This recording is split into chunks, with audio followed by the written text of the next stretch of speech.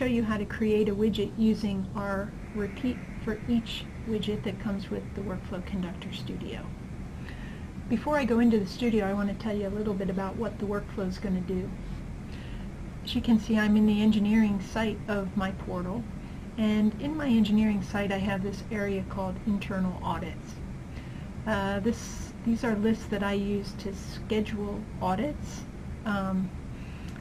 I have a list called Audit Elements, where for each audit that's scheduled, I want each of these questions answered by the auditor. And so what I do is, as I schedule an audit, I copy each question to the audit results area. And as I copy a question to the audit result area, I also associate it with a particular audit that has a particular auditor and a particular due date. And then I have a list called Audit Area that I use to look up the auditor assigned for each of the audit areas. So I'm going to go into my audit schedule list, and I'm going to go to the list ribbon and open up my Workflow Conductor Studio.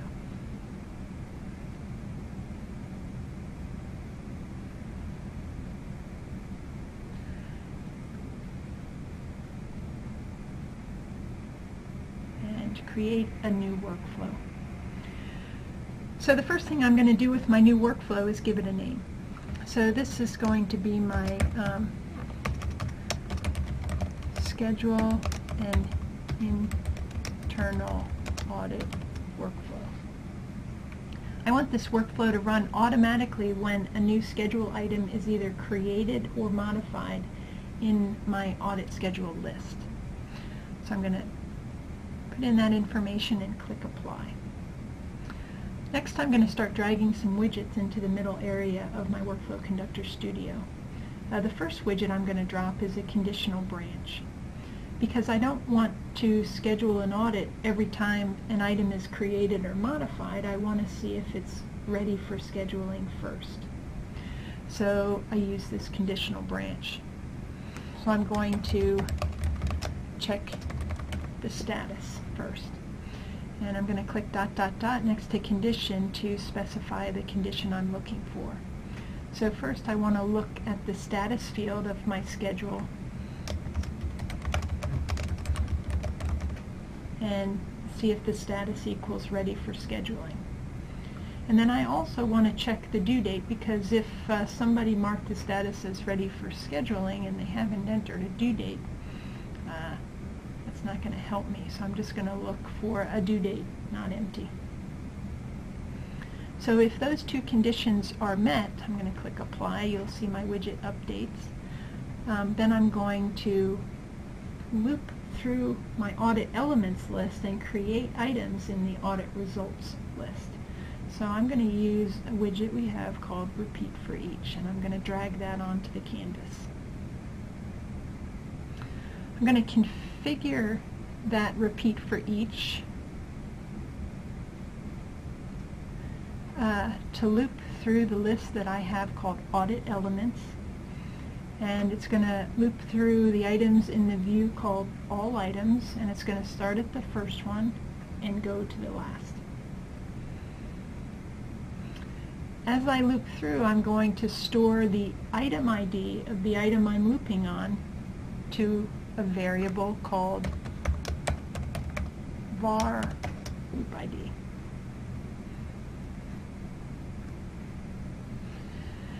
And my loop delay is going to be 0 because I don't want to wait at all as I loop through each item. So I'm going to click Apply, and that widget is updated. Now, as I loop through each item, what I want to do is create an item in the Audit Results list. So I'm going to go get my Create Item widget and drop it inside the Repeat for Each. And I'll say created in the results list. You click ... next to item, and I'm going to create these items in the results list, and I'm going to start identifying what I want each column to be. So for the audit ID, I'm going to get the audit ID from the current item, which is in the schedules list. For the title, that's going to be a lookup because I want the title of the first item in the elements list. So I'm going to go to the Audit Elements list and get the title from there, where the ID of the item in that elements list is equal to my loop ID.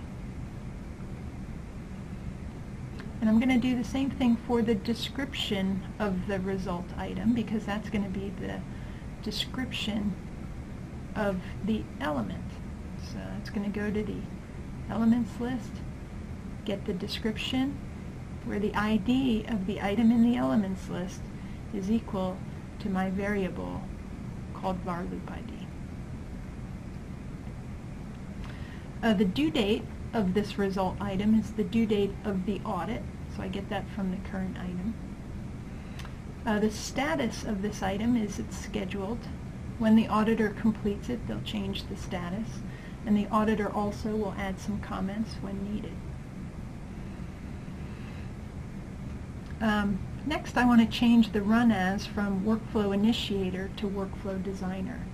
That's because the person who creates the schedule in the audit schedules list is a user who may not have permission to create items in the results list. So I know for sure that the Workflow Designer can do that, so I'm going to run that widget as the designer. And I'll be sure to click Apply. Whoops, sorry, it's telling me I forgot an item ID. I need to save my new item to a variable, and I haven't created it yet, so let's create it now. This is going to be the result item ID. Click Add, Save Change, and there it is. So now I'll click Apply again. That red text goes away.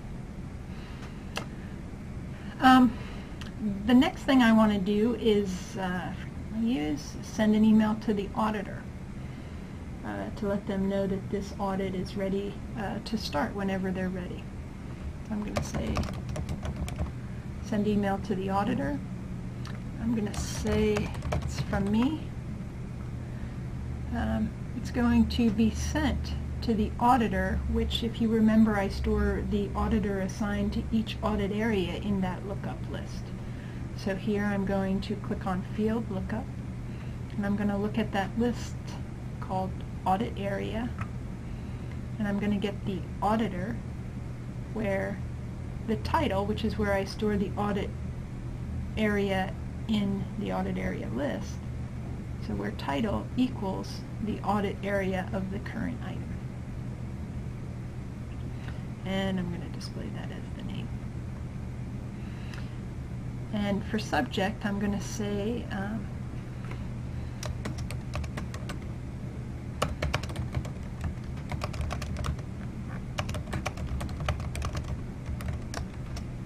an audit assigned to you is ready to begin for the subject.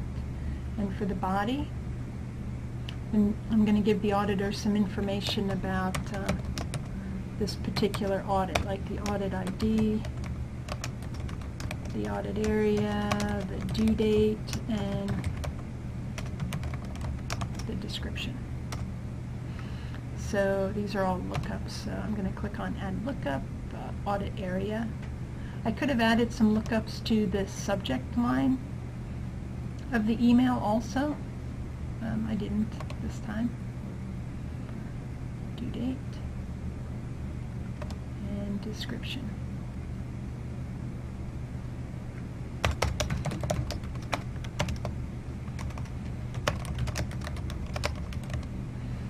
And I'm going to save that configuration of the body.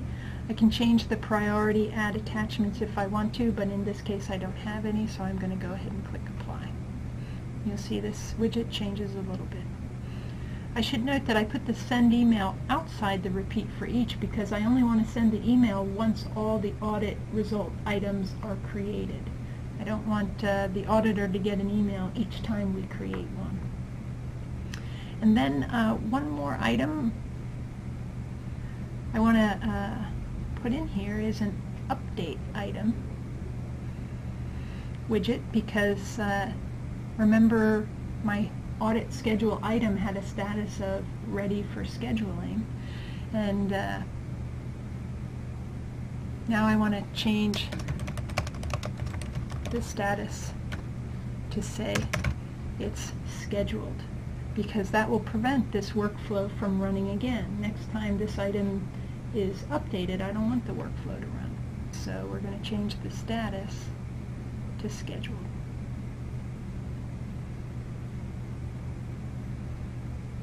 And we'll do that as the workflow designer, just so it's potentially a different person than the person who created the item in the first place. And if we store versions on that list, we'll be able to see the difference. So that's the extent of my workflow. We just come in, we check, is the status ready to be scheduled? If it is, we collect the elements from the elements list and create audit results for this specific audit. When we're done, we send an email to the auditor letting them know that it's ready, and then we update the status of the audit schedule item to scheduled. I'm going to go ahead and save my workflow, and after I save it, I'm going to publish it to my list.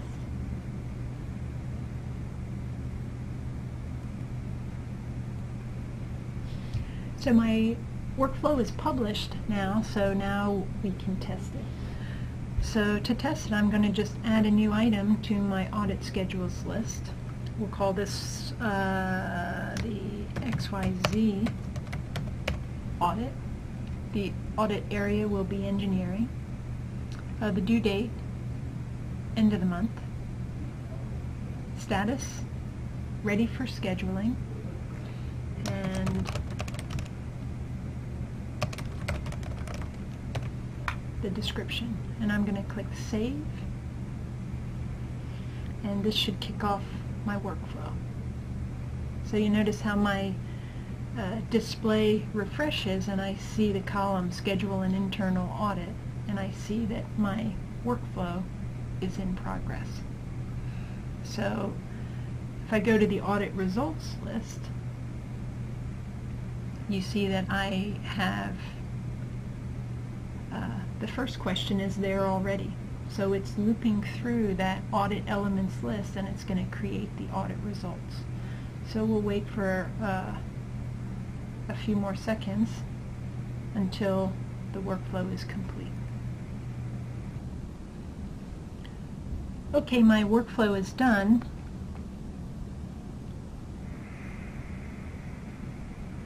Oops.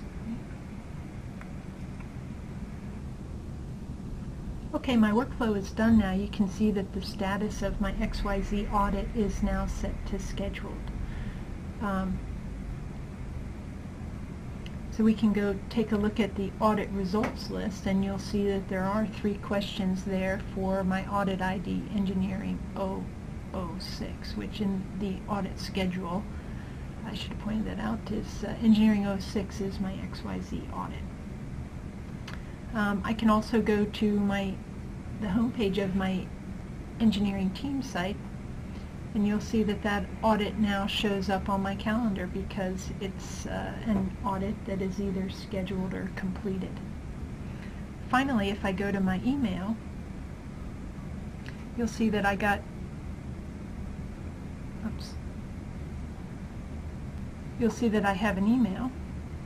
As an auditor, an audit assigned to you is ready to begin. It's Engineering 006, Area Engineering, description, thanks the audit team.